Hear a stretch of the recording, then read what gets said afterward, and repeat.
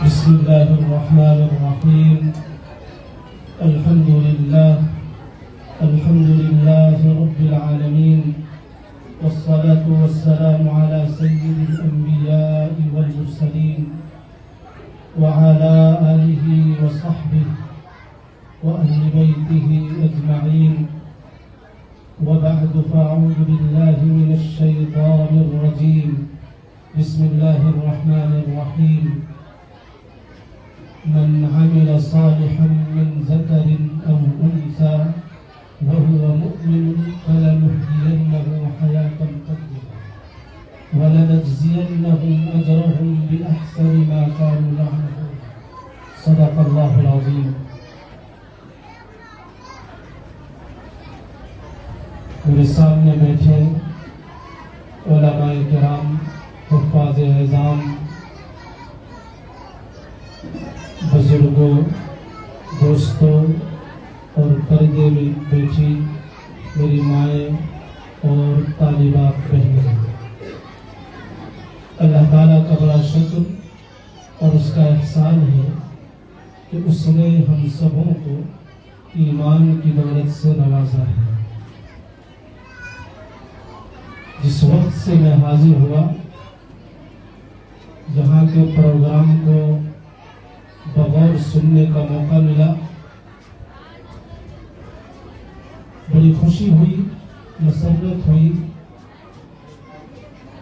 کہ اتنے قلیل مدت میں، اس تھوڑی سی مدت میں، تھوڑے سے وقت میں حضرت مفتی عبدالمنان صاحب قاسمی دامت برکاتہم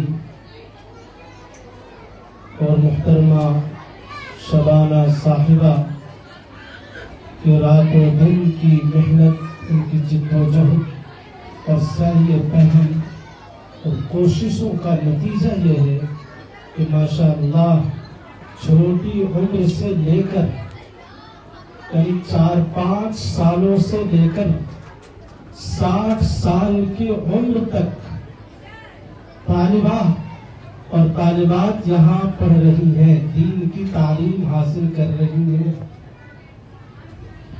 اندازہ لگائیے، تصور کیجیے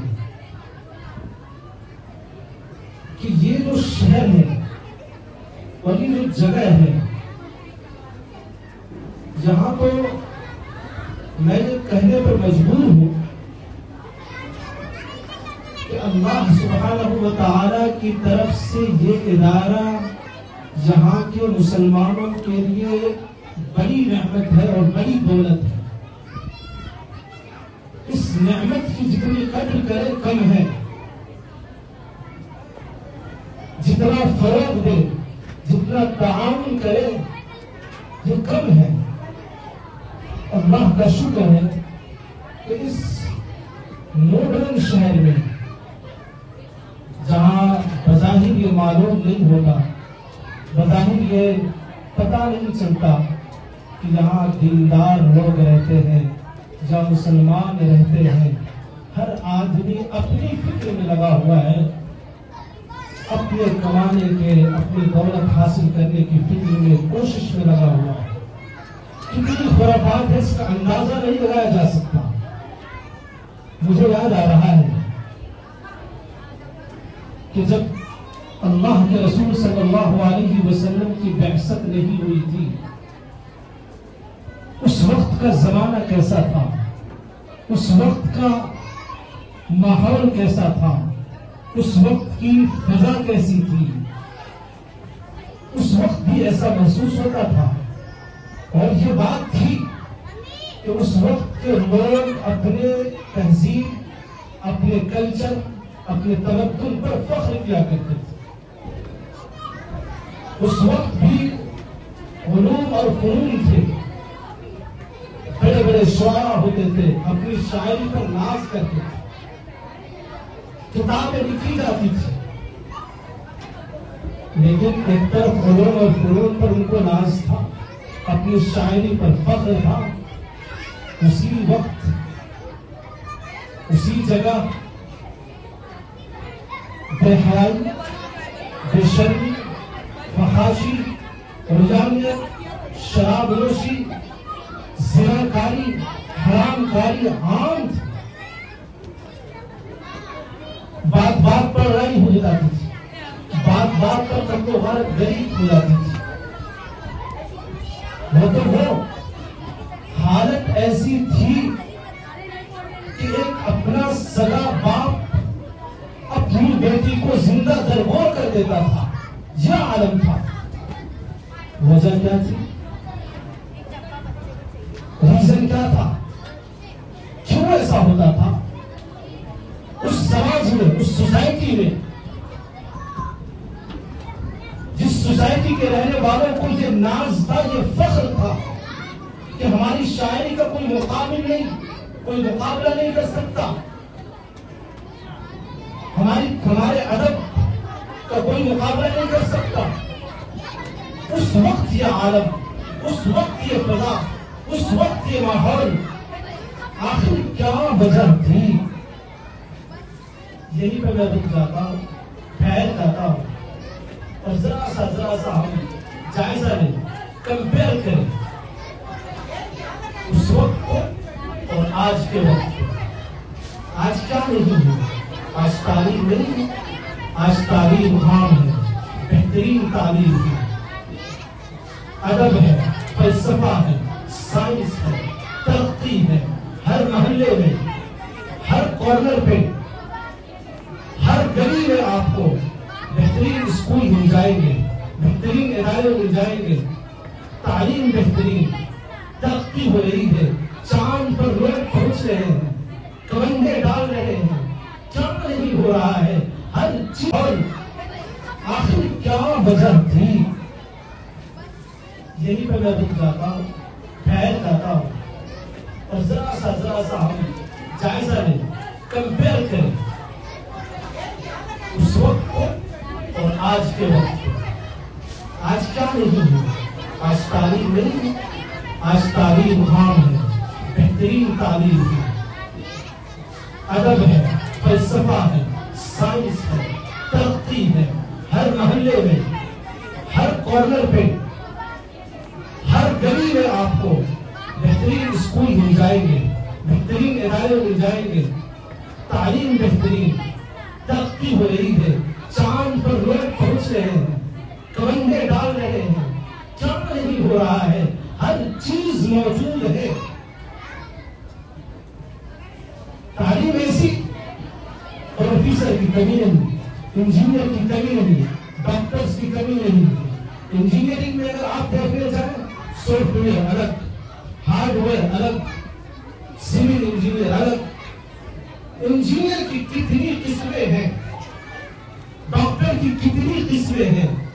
کان کے ڈاکٹر الگ ہیں, دانت کے الگ ہیں, آنکھ کے الگ ہیں, پیٹ کے الگ ہیں, دل کے الگ ہیں, جسم کے ہر عضو کے لیے ایک الگ اسپیشلسٹ ماہر ڈاکٹر ہے. علم کا یہ عالم ہے.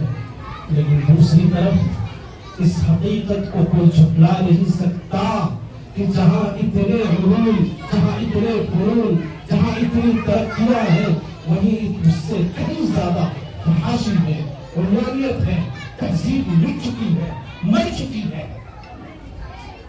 آپ دیکھیں بیٹیوں کا کیا حال ہے, عزت پامال ہے, ناموس تار تار کی جا رہی ہے. ریپسٹ اتنے بڑے موجود ہیں. لوگ اپنی بیٹیوں کو گھروں سے باہر بھیجتے ہوئے ڈرتے ہیں. ایک باپ اپنے بیٹے سے پریشان ہے, بہنیں اپنے بھائی سے پریشان ہیں. آخر وجہ کیا ہے؟ علوم اس وقت بھی تھے, فنون اس وقت بھی تھے, علوم آج بھی ہے, فنون آج بھی ہے, ترقیاں آج زیادہ ہے. آج سائنس اتنی ترقی کر گئی کہ سائنسدانوں کو فخر ہوتا ہے, اصلی علوم حاصل کرنے والوں کو غرور ہے, ان کو فخر محسوس ہوتا ہے, ہونا بھی چاہیے. لیکن دوسری طرف جو عالم ہے وہ زیادہ افسوسناک ہے. ابھی معلمہ اور محترمہ فرما رہی تھی, اور ان کا جو مکالمہ تھا, ان میں جو انہوں نے نقشہ کھینچا ہے سماج کا, جو سوسائٹی کا نقشہ کھینچا ہے, اس کے بارے میں بتاتا ہوں، چونکہ میں جس جگہ پہ بیٹھتا ہوں بلا مبالغہ روزانہ کم از کم ایک معاملہ، یعنی 2 فیملی کے ایک معاملے کو ضرور سنتا ہوں۔ ایسے معاملات آتے ہیں کہ اگر آپ سنیں تو رونگٹے کھڑے ہو جائیں۔ ابھی فرما رہی تھی کہ امتداد بڑھ رہا ہے، بڑھ نہیں رہا ہے، یہ سمجھے کہ ایک طوفان ہے جو تھمنے کا نام نہیں لیتا۔ ہمارے سماج میں، جس سے ہم مسلم سماج کہتے ہیں، ہمیں فخر ہے، ہمیں ناز ہے کہ ہم نبی کے ماننے والے ہیں، ہم اللہ پر ایمان رکھتے ہیں، ہم اللہ کے نبی سے محبت کرتے ہیں، اللہ کے نبی کی سنت کو زندہ کرتے ہیں، اللہ کے نبی کی سنت پر عمل کرتے ہیں۔ لیکن جہاں ہمیں ناز ہے، اسی سماج میں، اسی سوسائٹی میں، اسی گھر میں، اسی محلے میں ہماری بہنیں ارتداد کا شکار ہو رہی ہیں۔ میں ایک واقعہ سے بیان کرنا چاہتا ہوں، امید ہے کہ آپ غور سے سنیں گے، خاص طور سے ہماری مائیں اور بہنیں سنیں گی۔ ہمارے پاس ایک شخص ہے، بہت اچھے، داڑھی، ٹوپی، کرتا پاجامہ، باشرہ، آنے کے بعد رونے لگے، رو رہے ہیں تو ہم لوگ جو کام کرتے ہیں، سامنے جو بھی آتا ہے ان کو ہم سنتے ہیں، اگر رو رہے ہیں تو رونے دیتے ہیں، ان کی بات جب شروع ہوتی ہے کہ اطمینان سے سنتے ہیں، چاہے گھنٹوں لگ جائے۔ ان کو رونے دیا، رونے کے بعد جب ان سے وجہ پوچھی، انہوں نے یہ کہا کہ میری بیٹی کسی غیر کے ساتھ بھاگ گئی۔ پوچھا کیسے بھاگی، یہ حادثہ کیوں ہوا؟ کیا اسکول جاتی تھی؟ کیا کسی جگہ کام کرنے کو جاتی تھی؟ کہیں باہر ٹیوشن لینے جاتی تھی؟ انہوں نے بتایا نہیں، ہمارے گھر کا ماحول تو ایسا ہے کہ ہم اپنی بچیوں کو، اپنی بیویوں کو گھروں سے باہر نہیں نکلنے دیتے۔ میں یہ سمجھ میں نہیں آ رہا تھا کہ جب باہر نہیں نکلتی، جب کہیں پڑھنے نہیں جاتی، جب کہیں کام کرنے نہیں جاتی، تو یہ حادثہ کیسے ہوا؟ جب پوچھنے لگا ہم تو بتاتے ہیں کہ میرا گھر ہے اور میرے گھر میں جو کھڑکی کھلتی ہے، جہاں کچن ہے، کچن کی کھڑکی وہاں کھلتی ہے جہاں سامنے غیر کا گھر ہے، وہاں ان کی کھڑکی کھلتی ہے۔ وہاں سے بات چیت شروع ہوئی، وہاں سے اشارے شروع ہوئے، وہاں سے بات شروع ہوئی، اور پھر وہاں سے جب یہ نوبت آ گئی کہ وہ لڑکی جو گھر میں رہتی تھی، کہیں باہر نہیں جاتی تھی، وہ اس طرح باہر گئی کہ وہ اپنے ایمان سے بچ گئی۔ یہ عالم ہے، یہ حقیقت ہے ہمارے سماج کی، یہ نوبت آ گئی ہے۔ اور کیا بتاؤں آپ کو، گھٹن محسوس کرتا ہوں، اس درد کو کیسے بیان کیا جائے، کس انداز سے سمجھایا جائے، نہیں سمجھ میں آتا۔ جس جگہ میں رہتا ہوں وہاں کا معاملہ ہے۔ ہماری ایک بہن اس طرح سے شکار ہوئی، جماعت کے ساتھیوں کو ہم نے لگایا سمجھانے کے لیے، ان کے گھر میں جماعت میں جانے والی عورتوں کو بھیجا، میرے بہت قریب شخص جن کی بیوی پڑھی لکھی ہے، اور ہم نے یہ سمجھا کہ ان کے اندر وہ صلاحیت ہے کہ یہ سمجھا سکتے ہیں۔ ہم نے یہ طے کیا ان کو بھیجیں گے، کتنے لوگوں کو بھیجا گیا لیکن وہ ماننے کا تیار نہیں۔ انہوں نے یہ کہا کہ میں سب کچھ کر سکتی ہوں، اپنی جان دے سکتی ہوں، لیکن میں جاؤں گی تو اس کے ساتھ جاؤں۔ یاد کیجیے وہ دور جب نبی کریم صلی اللہ علیہ وسلم کی تربیت کرتا صحابیات کیسے ہوتی، سلیم رضی اللہ تعالیٰ وہ ایمان لا چکی ہے. حضرت طلحہ ایمان نہیں لائے ہیں. حضرت طلحہ کی طرف سے پیغام آیا, نکاح کا پیغام. آپ نے یہ کہہ کر انکار کر دیا کہ یہ نکاح کیسے ہو سکتا ہے کہ میں تو ایمان والی ہوں, تم ایمان والے نہیں.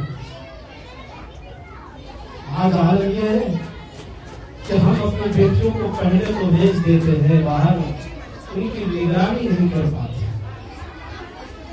اتنی فکر نہیں ہے یا اتنا وقت نہیں ہے کہ ہم اپنی بیٹیوں کو خود لے جا کر کے اسکول میں اور اس ادارے میں جہاں پڑھتی ہے وہاں تک چھوڑیں. ہمارے پاس وقت نہیں ہے. جب ہمارے پاس وقت نہیں ہے تو وہ جب نکل جاتی ہے تو نہ جانے کتنے لوگ ان کی راہ, کتنے لوگ راہ میں ڈاکو بیٹھے ہیں ان کے ایمان پر ڈاکہ ڈالتے. مجھے یاد آ رہا ہے, اور یہ ہماری بہنوں, ہماری ماں کے لیے نمونہ ہے, آئیڈیل ہے, مثال ہے. ان کو سنیں اور سن کر اس نیت سے سنیں کہ ان باتوں پر عمل کرنا. ہمارے بزرگ یہاں بیٹھے, ہم نے جتنے لوگ بیٹھے ہیں بہت کم لوگ ہیں, یہ چھوٹے بچے تو ہیں لیکن ان کے علاوہ ہم جتنے لوگ بیٹھے ہیں شاید کوئی ہو جن کے پاس اولاد ہو. جہاں اسکول کو سب جانتے ہیں, یہاں کا جو طریقہ ہے, جو ٹائمنگ ہے, اس میں ایک ٹائم یہ بھی ہوتا ہے کہ بعض اسکول بالکل صبح کو کھلتے ہیں. آپ دیکھیں گے فجر کی اذان ہو رہی ہے, اسکول کا وقت ہو رہا ہے. اس وقت مائیں اٹھتی ہے, اٹھ کر ان بچوں کو تیار کرتی ہے, ان کو کپڑے پہناتی ہے, ان کو نہلاتی دھلاتی اور دھلنے کے بعد پھر ان کو لے جا کر اسکول چھوڑتی. ان کی تیاری رات سے شروع ہوتی ہے, عشاء کے بعد سے شروع ہو جاتی ہے. وہ یہ کہتی ہے کہ بیٹا سو جا, بیٹی سو جا, صبح کو اٹھ کر اسکول جانا ہے. صحیح مسلم کی روایت ہے, ربیع بنت معوذ ایک صحابیہ ہے, انصار کے کچھ لوگ نبی کے قریب ارد گرد میں بسے ہوئے ہیں. وہاں ماہ محرم کے روزے کے بارے میں اللہ کے رسول صلی اللہ علیہ وسلم کا پیغام پہنچتا ہے. وہاں وہ سنتی ہے, وہ بیان کرتی ہے کہ جب یہ پیغام پہنچا اللہ کے رسول نے فرمایا کہ جن لوگوں نے صبح روزے کی حالت میں کی ہے, افطار نہیں کیا, یعنی کچھ کھایا نہیں, روزے سے ہے, تو پورا دن وہ اپنا روزہ رکھتا ہے. اسی طرح یہ حکم ہوتا ہے, یہ پیغام پہنچتا ہے کہ جن لوگوں نے اپنی صبح افطار کے ساتھ یعنی کچھ کھا لیا ہے تو اب پورا جو دن کا وقت باقی ہے پورے شام تک وہ روزے دار کی طرح ہے. وہ فرماتی ہے کہ ہمارے چھوٹے بچے, ان چھوٹے بچوں کو بھی ہم اس وقت تک یعنی مغرب کے وقت تک کچھ کھانے نہیں دیتے. فرماتی ہے کہ ہم کھلونا لے کر جاتے ہیں, جب ان کو بھوک لگتی یا وہ کھانے کے لیے مانگتے بچے تو ان کو کھلونا دے دیا کرتی تاکہ یہ کھیل لے جائیں. یہ صحابیہ, یہ بچوں کی تربیت کا انداز ہے, یہ طریقہ ہے بچوں کی تربیت کا کہ بچہ ہے, چھوٹا ہے, معصوم ہے, اس کو پتہ نہیں ہے روزے کے بارے میں, لیکن اس کی تربیت اس انداز سے کی جا رہی ہے کہ روزہ دار کی طرح اسے کھانے پینے سے روکا جا رہا ہے. کیا آج کی مائیں, آج کی ہماری بہنیں ایسا نہیں کر سکتی؟ اگر ہماری بہنیں یہ کہتی ہے کہ ہم اللہ کے رسول سے محبت کرتی ہیں تو پھر انہیں یہ طریقہ اپنانا ہوگا. تو صحابیہ ہماری بہنوں کے لیے ماڈل ہے, رول ماڈل ہے, وہ ہمارے لیے آئیڈیل ہے, وہ ہمارے لیے مثالی عورت ہے, وہ ہمارے لیے مثالی خاتون ہے. ان کے طریقے کو ہم اپنائیں گے تب یہ بچے اسی طرح کے پڑھ کر جب ان کی تربیت اس انداز سے ہوگی تو خدا کی قسم کہہ رہا ہوں کہ وہ دنیا کے کسی کونے میں, کسی گوشے میں, کسی ماحول میں چلے جائیں, کسی طرح کے طوفان سے ٹکرا جائیں, لیکن انشاءاللہ ان کے ایمان میں کبھی کوئی کمی نہیں. کبھی ان کے ایمان پر فرق نہیں پڑتا. ضرورت اس بات کی ہے کہ اس کو اپنایا جائے.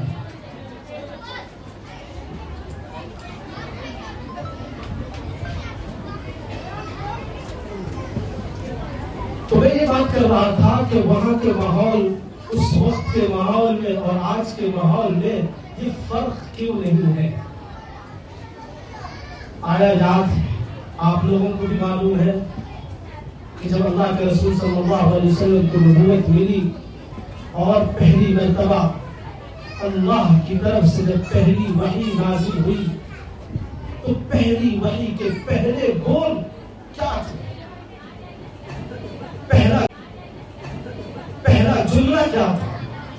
وہ یہ تھا کہ اللہ سبحانہ و تعالیٰ نے فرمایا اور آقا کو یہ بتایا گیا کہ پڑھیے اقرأ بسم ربک الذی خلق.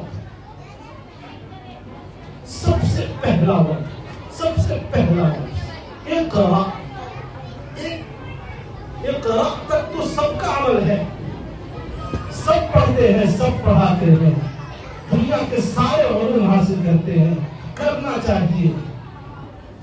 لیکن شرط یہی ہے، فرق یہی ہے، ان دونوں میں تمیز یہی ہے کہ اگر علوم حاصل کرے، دنیا کے سارے علوم حاصل کر لے، لیکن اگر دین حاصل نہیں کیا، اللہ کو پہچان نہیں ہوئی، اللہ کی معرفت نہیں ہوئی، اللہ کی نبی کی شریعت کو ہم نے نہیں جانا، اپنے بچوں کو نہیں سمجھایا، اپنے بچوں کو نہیں بتایا، اپنے بچوں کو نہیں پڑھایا، تو اقرأ یہ وقت ہے.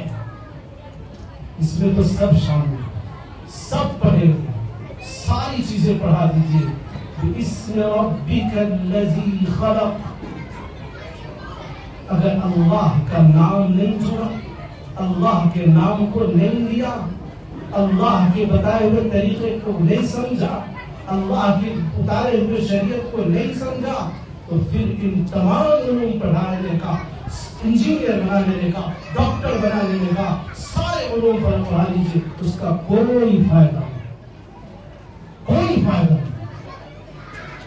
اس لیے کسی شاعر نے کہا کہ اللہ سے کرے دور وہ تعلیم بھی کرا، املاک بھی، اولاد بھی، جاگیر بھی فتنہ، ناحق کے لیے اٹھے تو شمشیر بھی فتنہ، اور شمشیر بھی کیا، نعرہ تکبیر بھی فتنہ.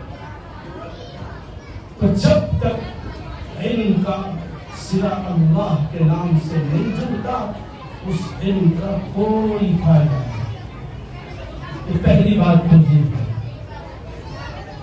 جب یہ آیت نازل ہو رہی تھی اور نزول کے بعد اللہ کے رسول صلی اللہ علیہ وسلم کی جو حالت ہے وہ اندازہ لگائیے.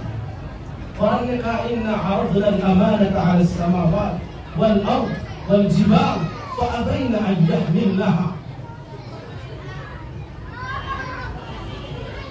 اللہ سبحانہ و تعالیٰ نے قرآن کے بارے میں یہ بتا دیا، اس قرآن کو اگر پہاڑ پر اتار دیا جاتا تو وہ چور چور ہو جاتا. اللہ کے نبی کے قلب اطہر پر اللہ سبحانہ و تعالیٰ اتار. حالت دیکھیے کیسی ہے، وہ کانپ رہے ہیں، کانپتے ہوئے آپ گھر تشریف لاتے ہیں. میری ماں اور بہنوں غور سے ذرا سنیں، اللہ کے نبی صلی اللہ علیہ وسلم پہلی وحی کرنے کے بعد اپنے گھر تشریف لا رہے ہیں اور حالت یہ ہے کہ کانپ رہے ہیں. یہ ران بخاری کے الفاظ ہیں کہ دونوں ران کانپ رہے ہیں. جب تشریف لاتے ہیں اما خدیجہ رضی اللہ تعالی عنہ، کیا کمال ہے. ذرا سوچیں، آج کی بیویاں اگر آئے اور شوہر کہیں باہر سے آ جائے، اس کام سے آئے، اس جگہ سے آئے جہاں ان کو بتایا نہ جائے، جب بتایا جائے ان کو پسند نہ ہو تو وہ تو دھکار دیتی ہے.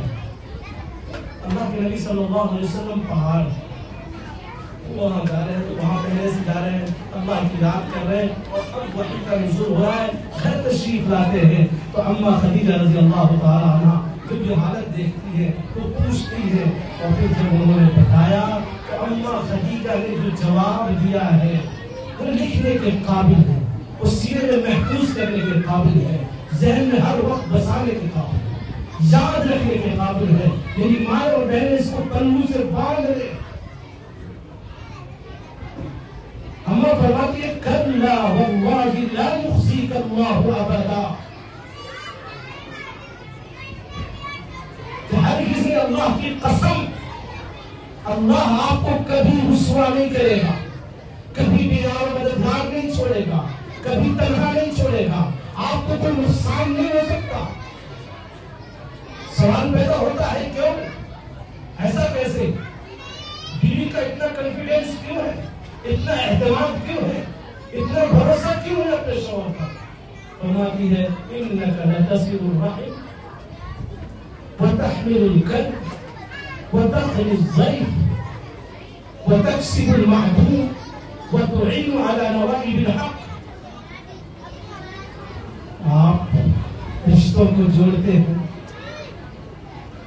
آپ تو غریبوں کی مدد کرتے ہیں، آپ تو کمزوروں کا بوجھ اٹھاتے ہیں، آپ تو بے روزگار کو روزگار فراہم کرتے ہیں، آپ تو مہمانوں کی مہمان نوازی کرتے ہیں، آپ حق کے راستے میں چلنے والوں کی مدد کرتے ہیں، پھر اللہ آپ کو کیسے رسوا کر سکتا ہے؟ یہ اعتماد ایک بیوی کو اپنے شوہر پر ہے۔ ایسی بیویاں ہونی چاہیے، ایسی صفت پیدا کیجئے۔ اگر یہ صفت پیدا ہو گئی، اگر یہ طریقہ آپ نے اپنا لیا، اسی انداز سے اپنے شوہروں کی خدمت کرنے لگ گئی اور اپنے شوہروں کو تسلیاں دینے لگ گئی، تو پھر آپ کی دنیا بھی جنت اور آخرت میں تو جنت ہے۔ میں دو باتیں اور عرض کروں گا۔ ایک تو یہ کہ جو قرآن کریم کی آیت میں نے پڑھی تھی، اس میں یہ ہے کہ اللہ سبحانہ و تعالی نے فرمایا من عمل صالحا من ذکر او انثى فلنحيينه حیاتا طیبہ۔ اللہ سبحانہ و تعالی فرماتے ہیں کہ بھائی مرد اور عورت دونوں جو بھی عمل صالح کرے گا اس کو اللہ اس کی زندگی کو پاک بنا دے گا، اس کی زندگی کو بہترین بنا دے گا اور اس کو بہترین اجر عطا کرے گا۔ تو دونوں کے لیے عمل صالح کرنا ہے۔ مثال ملتی ہے، مثال دیکھیے غزوہ خندق کا موقع، صحیح بخاری کی روایت ہے، حضرت جابر بن عبداللہ رضی اللہ تعالی خندق میں شامل ہے، سب لوگ محنت سے کام کر رہے ہیں۔ اس وقت عالم یہ ہے کہ سب لوگوں کو بھوک لگی، اور بھوک کی شدت یہ حضرت جابر بن عبداللہ رضی اللہ تعالی عنہ نے آقا صلی اللہ علیہ وسلم کی طرف دیکھا اور دیکھنے کے بعد یہ محسوس کیا، انہیں یہ لگا، وہ یہ طے کر لیا انہوں نے کہ آقا صلی اللہ علیہ وسلم کی بھوک کتنی شدید ہے۔ وہ فرماتے ہیں کہ میں آیا نبی کریم صلی اللہ علیہ وسلم سے عرض کیا یا رسول اللہ مجھے اجازت دیجیے میں گھر جانا چاہتا۔ وہاں سے آتے ہیں بیوی کے پاس، بیوی سے کہتے ہیں کہ گھر میں کچھ کھانے کے لیے ہے؟ بیوی کہتی ہے کہ بس وہی ایک چھوٹی سی بکری ہے، تھوڑا سا جو ہے۔ حضرت جابر کہتے ہیں کہ میں نے رسول اللہ صلی اللہ علیہ وسلم کو دیکھا ہے، وہ شدید بھوک کی حالت میں ہے، میں یہ چاہتا ہوں کہ تم بناؤ۔ بکری ذبح کرتے ہیں اور کہتے ہیں کہ اس کو بناؤ۔ آپ آتے ہیں آقا صلی اللہ علیہ وسلم کے قریب ہو کر آہستہ سے یہ عرض کرتے ہیں کہ یا رسول اللہ میرے گھر پہ کھانا ہے اور آپ کی دعوت ہے، اور یہ بھی عرض کرتے ہیں کہ یا رسول اللہ اتنی مقدار میں کھانا ہے۔ اندازہ لگائیے، سوچئے، ایک صحابی آ کر یہ عرض کر رہے ہیں کہ یا رسول اللہ صرف آپ کی دعوت ہے، اتنی مقدار میں کھانا ہے۔ آقا نے جب یہ سنا تو اعلان کر دیا کہ سنو جابر کے گھر سب کی دعوت ہے۔ یہ سننے کے بعد حضرت جابر رضی اللہ تعالیٰ عنہ گھبرا سے جاتے ہیں، پریشان سے ہو جاتے ہیں اور پریشانی کے عالم میں گھر جاتے ہیں۔ اپنی بیوی سے کہتے ہیں کہ ایسا ہو گیا کہ میں نے تو آقا سے دھیرے سے آہستہ سے یہ عرض کیا تھا کہ یا رسول اللہ میرے گھر پہ اتنا سا کھانا ہے، آپ کی صرف دعوت ہے۔ آقا نامدار جناب محمد رسول اللہ صلی اللہ علیہ وسلم نے تو اعلان عام کر دیا۔ یہاں جو بات بتانے جا رہا ہوں یہ سننے کی ضرورت ہے، اس کو آپ لے کر جائیے، یہی آپ کی سوغات ہے، یہی آپ کے لیے گفٹ ہے۔ میری ماں اور بہنیں اس کو لے کر جائیں اور اس کو اپنی زندگی میں اپنائیں اور اس پر عمل کریں۔ حضرت جابر نے کہا کہ میں نے تو اس طرح کہہ دیا ہے، آقا نے تو اعلان کر دیا ہے۔ بیوی نے پوچھا کہ نبی کریم صلی اللہ علیہ وسلم کو آپ نے یہ بات بتائی تھی کہ کھانا کتنا ہے؟ حضرت جابر نے کہا کہ جی۔ اس ماں کے ایمان کا اندازہ کیجئے، قوت ایمانی کو دیکھیے۔ وہ کہتی ہے کہ اب گھبرانے کی ضرورت نہیں ہے، اگر آقا کو آپ نے یہ بات بتا دی تھی پھر بھی آقا نے یہ اعلان کر دیا تھا تو پھر آنے دیجیے۔ نبی کریم صلی اللہ علیہ وسلم صحابہ کے ساتھ گھر کو پہنچ جاتے ہیں، گوشت کا ٹکڑا اٹھاتے ہیں، اپنے لعاب دہن سے لگا کر اس میں ڈال دیتے ہیں، روٹی کی ٹکڑا اٹھاتے ہیں، اپنے لعاب دہن کو لگا کر رکھ دیتے ہیں، سب کو کھانا کھلاتے ہیں۔ لکھا ہے کہ 1000 کی تعداد تھی، مشکل سے 6-7 لوگوں کے کھانے کا انتظام تھا، 1000 کی تعداد ہے۔ سب نے پیٹ بھر کر کھانا کھایا اور پھر کھانا یوں ہی بچا۔ یہاں جو پیغام دینا چاہتا ہوں وہ صرف یہ کہ ایک بیوی کا کردار کیا ہے۔ ایک بہن جو آج ہماری بہنیں ان کو بیوی بننا ہے تو ان کا کردار کیا ہونا چاہیے، ان کی ایمانی قوت کتنی ہونی چاہیے، اللہ پر کتنا بھروسہ ہونا چاہیے، اللہ کے نبی پر کتنا بھروسہ ہونا چاہیے کہ اگر اللہ کے نبی نے فرما دیا ہے تو اب گھبرانے کی ضرورت نہیں، اب فکر کرنے کی ضرورت نہیں، اب ٹینشن لینے کی ضرورت نہیں ہے۔ اگر اللہ کے نبی نے فرمایا ہے تو اب کچھ نہیں۔ اور اگر ہماری آج کی مائیں ہوتی، آج کی جو بیویاں ہوتی، میں تو پریشان ہوتا ہوں۔ ابھی تازہ معاملہ یہ ہے کہ ہمارے یہاں معاملہ آیا، صرف اس لیے خدا لینا چاہتی تھی کہ جو دکانوں سے سرکاری راشن ملتا ہے، راشن وہ بیوی کو پسند نہیں۔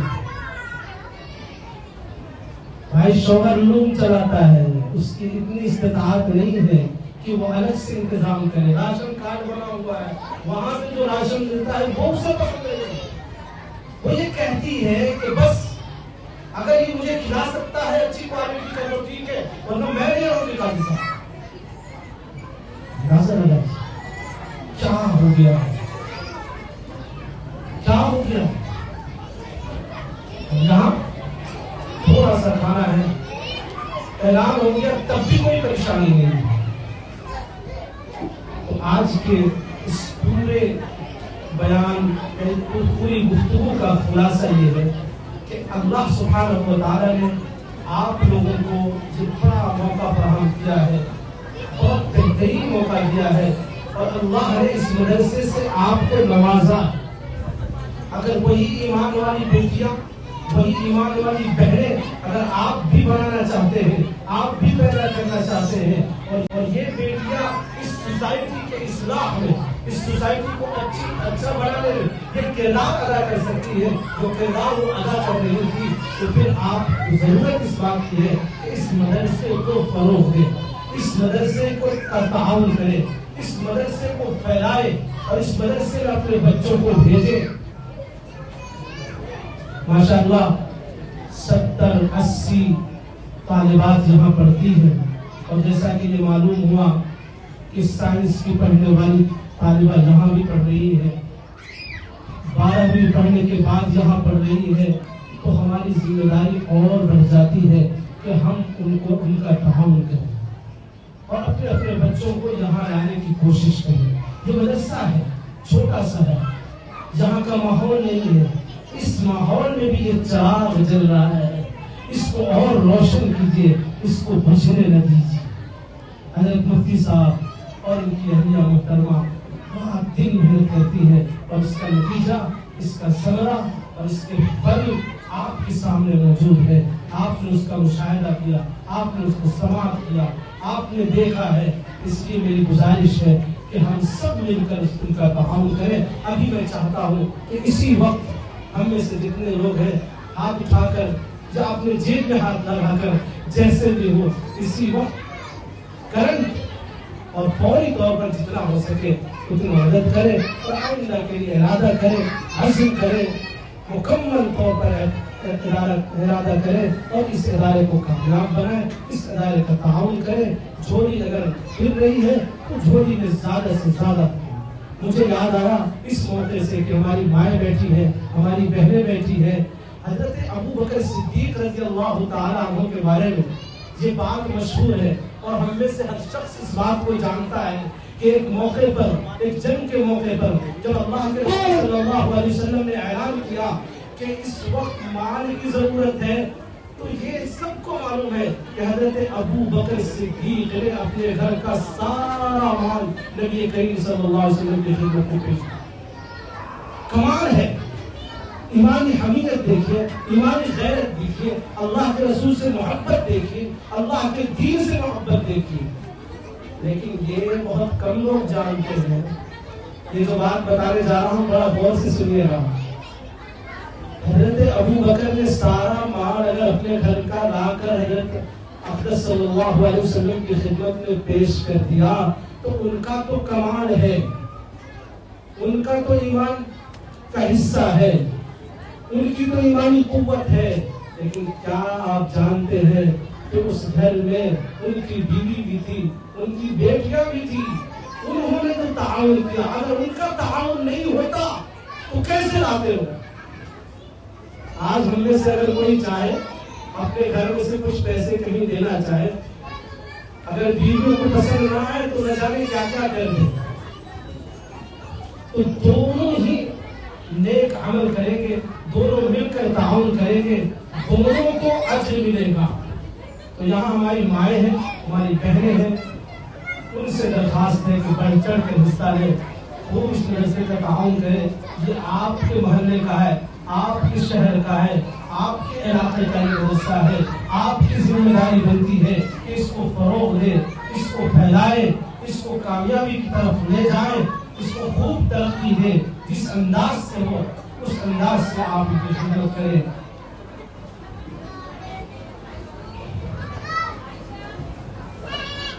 کے ساتھ جڑا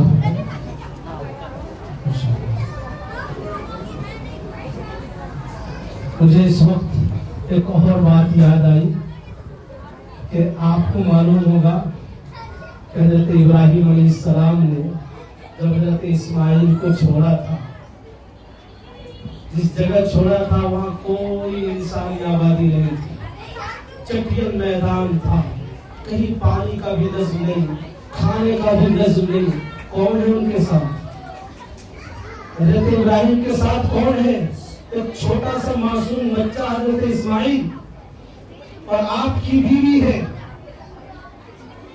آج اگر پتہ چل جائے بیویوں کو کہ ہمیں اس جگہ لے جایا جا رہا جہاں کھانے کا نظم نہیں، اور کھانے کا کیا، اگر اچھا نظم نہیں ہے تو کبھی نہ جائے. لیکن حضرت ابراہیم علیہ السلام جا رہے اور وہاں تھوڑی سی حضور ہے، تھوڑا سا پانی ہے، ان کو چھوڑ کر آ رہے ہیں. آواز لگا رہی ہے، اما حضرت پوچھتی کہاں جا رہے ہیں؟ جہاں میں اکیلی جاتا ہوں گی. کچھ نہیں، جواب نہیں، جواب نہیں ہے. آج اگر 2 دفعہ بیوی آپ کے شوہر سے پوچھ لے کہاں جا رہے ہیں اور جواب نہ ملے تو کیا بھی جواب ملتا ہے؟ دیکھیے کتنی ناراض ہو جائیں گی، یہ دیکھیے وہ کیا کیا بتے گی، وہ دیکھیے. لیکن وہاں پر اکیلے چھوڑ کر جا رہے ہیں. ایک چھوٹا سا معصوم سا بچہ، ایک اکیلی عورت ہے، اس کو کوئی مسئلہ نہیں. وہ پوچھتی ہے کہ اللہ کا حکم ہے. پتا چلا اللہ کا حکم ہے. صرف اتنا سننا ہے کہ اللہ کا حکم ہے، بلا خوف و خطر وہیں پر رہتی ہے. اس کا انعام کیا ملتا ہے؟ کیا انعام اللہ سبحانہ و تعالیٰ نے دیا ہے؟ ان کے صدقے کو خیر میں یہ زمزم ہے. وہ کتنے شوق سے پیتے ہیں، کتنی عقیدت سے پیتے ہیں، کتنی عقیدت سے لے کر آتے ہیں. اللہ نے کتنا بڑا انعام دیا ہے. تو اس وقت اگر حضرت ہاجرہ کا تعاون نہیں ہوتا، یہ کیسے ملتا اتنا بڑا انعام؟ تو ہماری مائیں اور بہنیں یہاں بیٹھی ہیں، آپ کا تعاون ضروری ہے. آپ اگر تعاون کریں گی تو آپ کو بھی بدلہ ملے گا، اور آپ کی تعاون سے پوری امت کو بدلہ ملے گا. جتنے لوگ یہاں آئیں گے، جتنے طلبہ آئیں گے، جتنے بیٹے آئیں گے، جتنی بیٹیاں آئیں گی، جتنی بہنیں یہاں آ کر تعلیم حاصل کریں گی، وہ جن کو تعلیم دے گی، سب کا ثواب آپ کو ملے گا. اس لیے درخواست ہے، اور آخری مرتبہ درخواست ہے کہ آپ زیادہ سے زیادہ اس مدرسے کا تعاون کریں. اللہ تعالیٰ ہماری کہی ہوئی اور سنی ہوئی باتوں پر ہمیں عمل کی توفیق بخشے. وآخر دعوانا الحمد للہ رب العالمین.